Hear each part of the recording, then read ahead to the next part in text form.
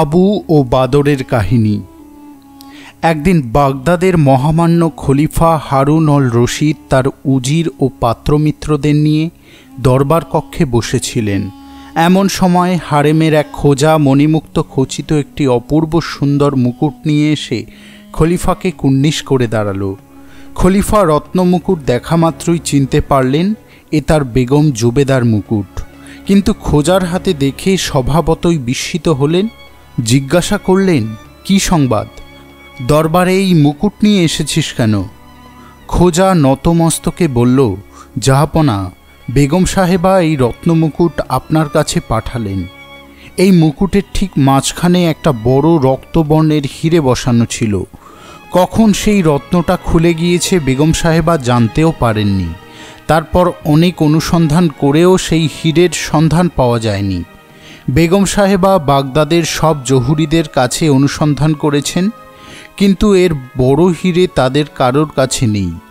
তাই তিনি আপনার কাছে পাঠিয়েছেন। যদি আপনি নূতন কোনো হীরে সংগ্রহ করে এই শূন্য স্থানটা ভরে দিতে পারেন, তবে বেগম সাহেবা খুবই আনন্দিত হবেন। খলিফা খোঁজার হাত থেকে মুকুট নিয়ে উজিরকে দিলেন। তুমি দেখো, সভার সকলকে দেখাও। যদি কারোর এই শূন্য স্থানে বসাবার মতো রত্ন থাকে তো আমি কিনতে চাই। তার জন্যে যে মূল্য লাগে আমি দেব। দরবারে উপস্থিত সকলেই একে একে মুকুটটি দেখে। সকলেরই মুখ গম্ভীর হয়ে যায়। এত বড় হীরে তাদের গৃহে নেই। খলিফা উজিরকে বললেন, তুমি নগরে অনুসন্ধান করো। আমার বিশ্বাস কারোর না কারোর গৃহে অবশ্যই এই রত্ন পাওয়া যাবে। 7 দিন ধরে বাগদাদের প্রায় প্রতিটি গৃহেই জহুরির দোকানে খোঁজ করা হলো, কিন্তু কোথাও এত বড় হীরের সন্ধান পাওয়া গেল না। খলিফা মনে মনে বিরত বোধ করতে থাকেন। এত বড় সাম্রাজ্যের অধিপতি হয়ে বেগমের এই সামান্য ইচ্ছাটুকু পূরণ করতে পারলেন না। এখন কোন মুখ নিয়ে বেগমের সামনে গিয়ে দাঁড়াবেন? উজিরকে বললেন, তুমি চারিদিকে ঘোষণা করে দাও, যে এই হীরের সন্ধান দিতে পারবে তাকে 10,000 মোহর পুরস্কার দেওয়া হবে।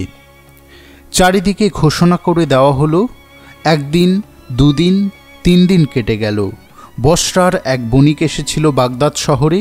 খলিফার ঘোষণা শুনে দরবারে এসে বলল, জাহাপনা, এই রত্নের সন্ধান পাবেন বসরার আবু মোহাম্মদের কাছে। সকলে তাকে বলে কুরের বাদশাহ। খলিফা জিজ্ঞাসা করলেন, সে কি রত্ন কেনা বেচা করে? না জাহাপনা, সে কখনো কারোর কাছে রত্ন বিক্রি করে না, তবে আপনার অনুরোধে সে না করতে পারবে না। খলিফা তখনই তার এক দূতকে পাঠালেন বসরার সুবাদারের আমির জুবেদির কাছে। দূত বসরায় পৌঁছে সুবাদার আমিরের হাতে খলিফার পত্র দিল। পত্রে খলিফা রত্ন সংগ্রহের ব্যাপার নির্দেশ দিয়েছিলেন সুবাদারকে। মুহূর্ত মাত্র বিলম্ব করলেন না সুবাদার, পাঠিয়ে দিলেন আবু মোহাম্মদের প্রাসাদে। খলিফা তার কাছে দূত পাঠিয়েছেন সংবাদ পাওয়া মাত্রই নিজে এসে অভ্যর্থনা করে প্রাসাদ অভ্যন্তরে নিয়ে গেল দূতকে। বলুন, আমি কিভাবে আপনার সেবা করতে পারি? মহামান্য খলিফা আপনাকে বাগদাদে আমন্ত্রণ জানিয়েছেন। আপনি প্রস্তুত হয়ে নিন, আমরা এক্ষুনি রওনা হব। আবু মোহাম্মদ বলল, আপনি আমার মেহমান, আপনার সেবার একটু সুযোগ দিন। সামান্য কিছু খানাপিনার আয়োজন করেছি, অনুগ্রহ করে যদি অনুমতি দেন।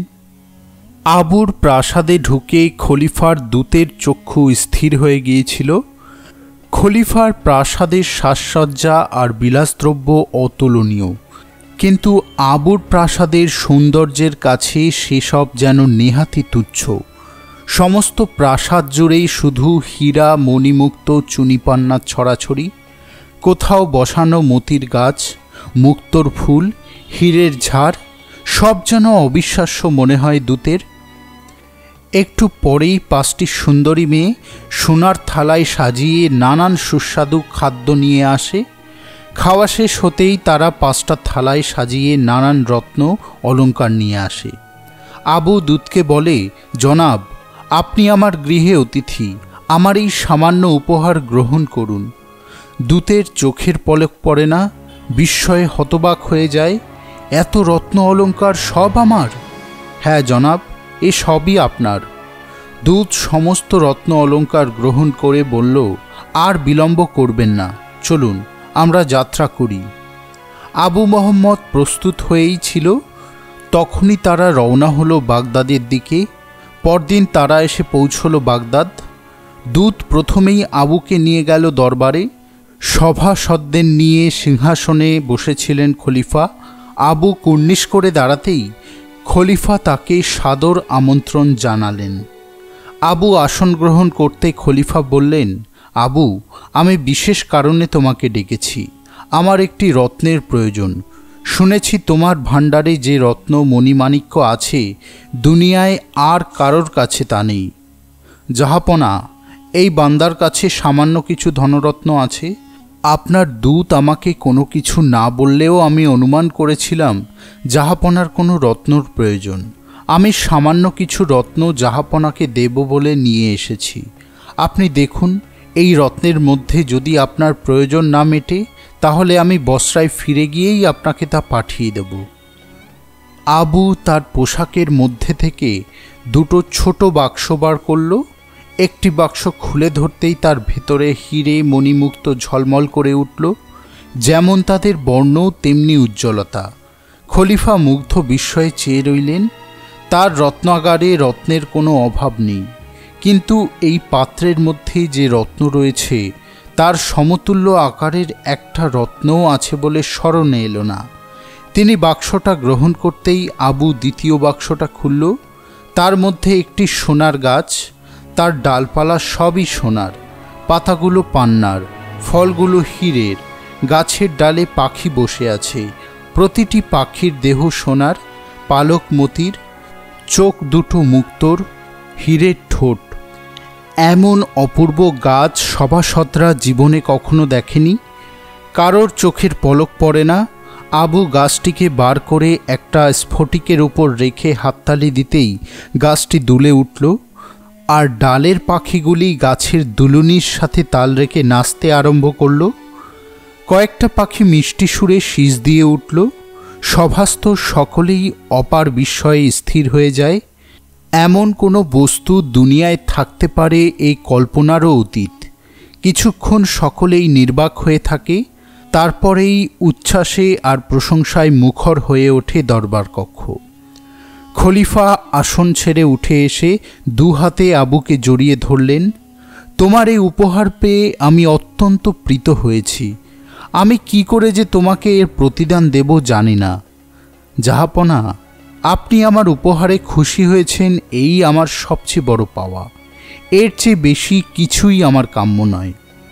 খলিফা বললেন, আবু, লোকে বলে তোমার রত্নভাণ্ডারে নাকি অফুরন্ত রত্ন আছে। আমার খুবই জানবার কৌতূহল হচ্ছে, তুমি এই বিশাল রত্নভাণ্ডার কোথা থেকে সংগ্রহ করলে? আবু বলল, জাহাপনা, তাহলে সমস্ত ঘটনাই আপনার কাছে প্রকাশ করতে হয়, কিন্তু আপনার কি তা শোনবার ধৈর্য হবে? তুমি শোনাও, আমরা সকলেই তোমার সেই কাহিনী শোনবার জন্যে উৎকণ্ঠিত হয়ে আছি। জাহাপনা, আমার এই অর্থ সম্পদ দেখে বিবেচনা করবেন না আমি ধনী পরিবারের সন্তান। আমার বাবা ছিলেন এক গরিব ভিস্তিওয়ালা, শহরের হামামে জল দিতেন।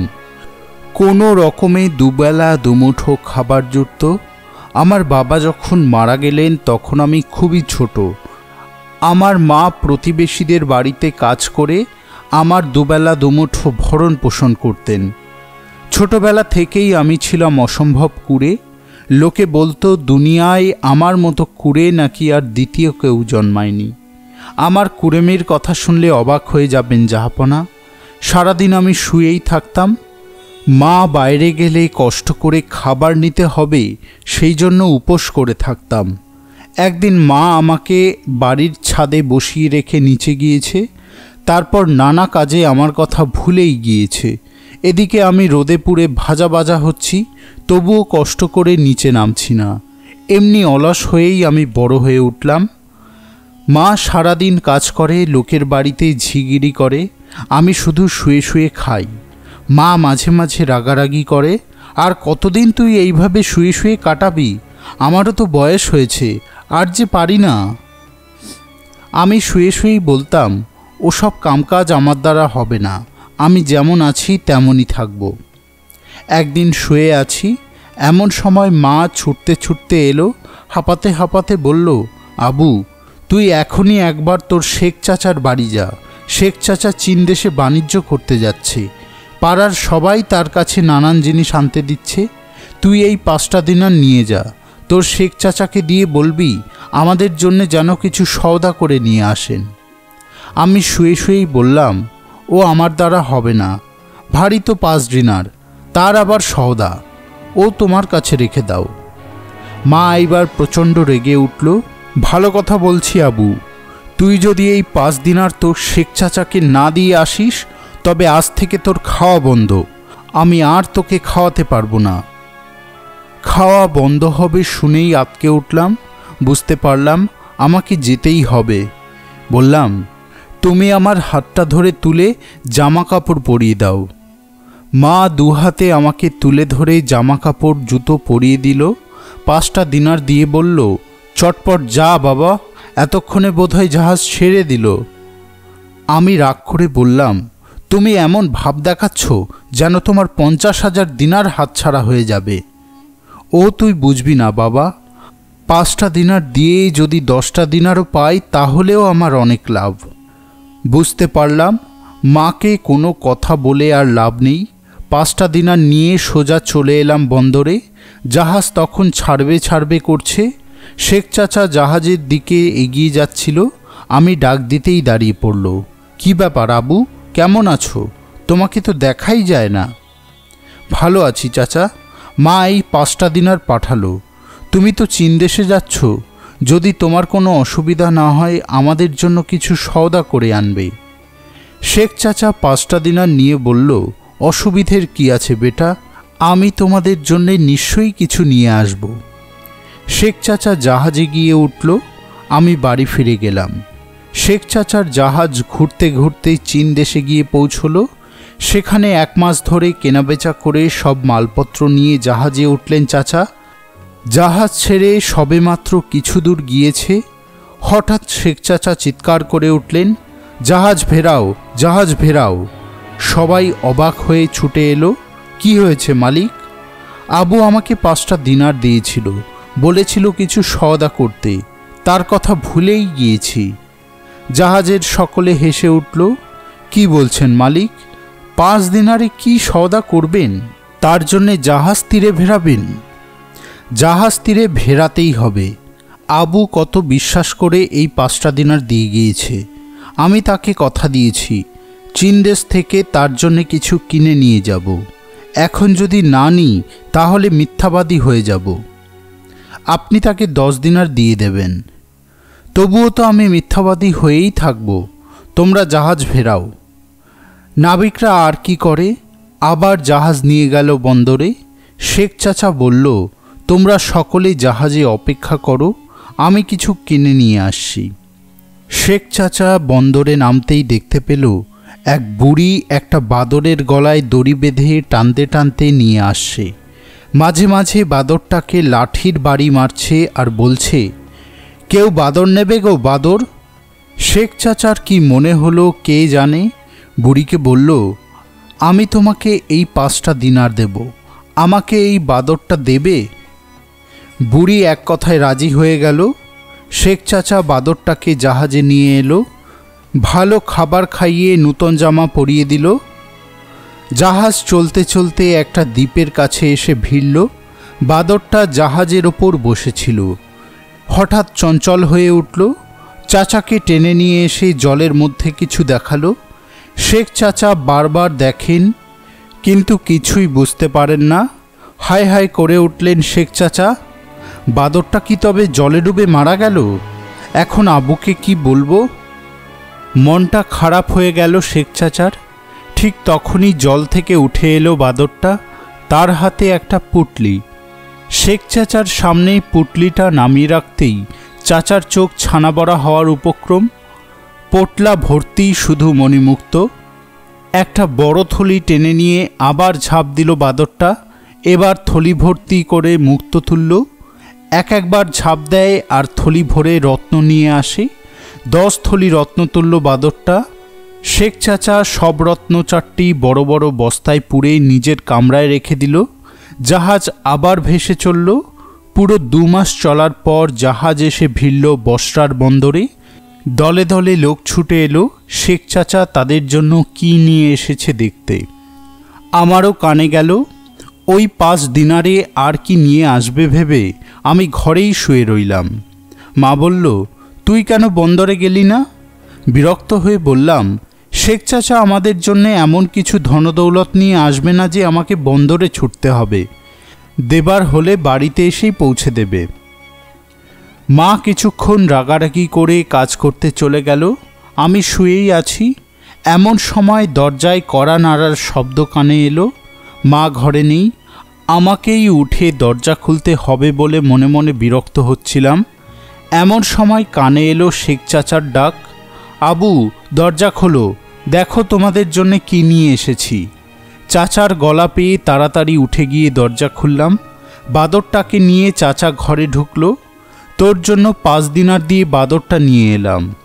সবে বলতে যাচ্ছি, আর কিছু পেলে না একটা বাদর নিয়ে এলে? সবে বলতে যাচ্ছি, আর কিছু পেলে না একটা বাদর নিয়ে এলে? এমন সময় চোখে পড়ল 4টি মুটে 4টি বড় বড় বস্তা নিয়ে ঘরে ঢুকছে। ঘরের মেঝেতে নামিয়ে রাখতেই বললাম, এসব কার? এসব তোমার। তবে যে বললে আমার জন্যে 5 দিনারে বাদরটাকে কিনেছ, তাহলে বস্তার মাল কেনবার দিনার পেলে কোথায়? আমি তো এসব কিনিনি। তোমাদের বাদরটাই সাগর থেকে বস্তা ভর্তি মণিমুক্ত নিয়ে এসেছে। বলতে পারো এ সবই আল্লাহর আশীর্বাদ। যা পেয়েছ এ অমূল্য। সৎ পথে থেকো, তাহলে আল্লাহর করুণা থেকে কখনো বঞ্চিত হবে না। আমাদের দুঃখের দিন শেষ হলো। যে বিশাল ধন পেলাম তার থেকে মাত্র কয়েকটা বিক্রি করেই যে অর্থ পেলাম তাতে প্রাসাদ দাসদাসী বাদি কিনলাম। দেশ বিদেশ থেকে নানান জিনিস এনে ঘর সাজালাম। তারপরেও যে অর্থ আমার হাতে রইল, কয়েক পুরুষ 2 হাতে খরচ করেও তা শেষ করতে পারবো না। সব ধনদৌলত প্রাসাদে রেখে মনের সুখে দিন কাটাতে লাগলাম। বাদরটার জন্যে আলাদা ঘর পালঙ্ক করে দিলাম। তাকে দেখবার জন্যে 2টো বান্দা রাখলাম। আমি নিজেও বাদরটার দেখাশোনা করতাম। সবচেয়ে আশ্চর্যের কি হয়েছিল জানেন জাহাপনা? শহরের লোক বলতো আমি হচ্ছি কুড়ের বাদশা, কিন্তু বাদরটা আসবার পর থেকে আমার দেহ মনের সব আলসেমি কেটে গেল। সারা দিন পরিশ্রম করতে আরম্ভ করলাম। পরিশ্রমে এত আনন্দ আমার জানা ছিল না। আমি কারবার শুরু করলাম। কারবারের কাজেই সারাদিন কেটে যেত। কারবার থেকে ফিরে প্রতিদিন কিছুক্ষণ বাদরটার কাছে বসতাম। বাদরটা আকারে ইঙ্গিতে আমাকে তার মনের কথা বলতো। ক্রমশই আমি তার সব কিছুই বুঝতে পারতাম। একদিন বাদরটা আমাকে একটা সাদা মোরগ আনতে বলল। বাজারে ঘুরে একটা মাত্রই সাদা মোরগ পেলাম। বেশি দাম দিয়েই সেটা কিনে নিলাম। বাড়িতে ফিরে দেখি বাগানের মধ্যে বসে আছে বাদরটা। তার হাতে ধরা রয়েছে একটা বিষাক্ত সাপ। আমাকে বলল মোরগটাকে ছেড়ে দিতে। আমি মোরগটা ছেড়ে দিতেই বাদরটা সাপটাকে ছেড়ে দিল। শুরু হয়ে গেল সাপ আর মোরগের লড়াই। সে কি লড়াই! একবার মোরগ ঝাঁপিয়ে পড়ে, সাপটা পিছিয়ে যায়, আবার সাপটা ফনা তোলে, মোরগ এক লাফে অন্যদিকে উড়ে যায়। শেষ পর্যন্ত সুযোগ বুঝে পেছন থেকে সাপটার ওপর ঝাঁপিয়ে পড়ল মোরগ। তার ধারালো ঠোঁট দিয়ে সাপের দেহ থেকে মুন্ডটা আলাদা করে দিল। সাথে সাথে বাদরটা মুরগিটাকে ধরে এক টানে তার ডানা 2টো ছিঁড়ে ফেলল। পালকগুলো সারা বাগানময় পুঁতে দিল। তার দেহটা পুঁতে দিল বাগানের ঠিক মাঝখানে। সব কাজ শেষ হতেই বাদরটা আকাশের দিকে তাকিয়ে আপন মনে কিছু বলল। তারপর ঊর্ধ্বাকাশে লাফ দিল। উঠতে উঠতে এক সময় শূন্যে মিলিয়ে গেল। আর সাথে সাথে যেখানে পালকগুলো পুঁতেছিল সেখানে জন্ম নিল একটা সোনার গাছ। তারই একটা গাছ আপনাকে দিয়েছি জাহাপনা। আর যেখানে মুরগির দেহটা পোতা হয়েছিল সেখানে বার হলো বিরাট গাছ, আগাগোড়া সোনার। সে একটা দেখবার মতো জিনিস জাহাপনা। যদি কখনো বসরায় যান তাহলে দেখে আসবেন। আবুর কাহিনী শেষ হলো। শাহরাজাদ শুরু করল নূতন এক কাহিনী।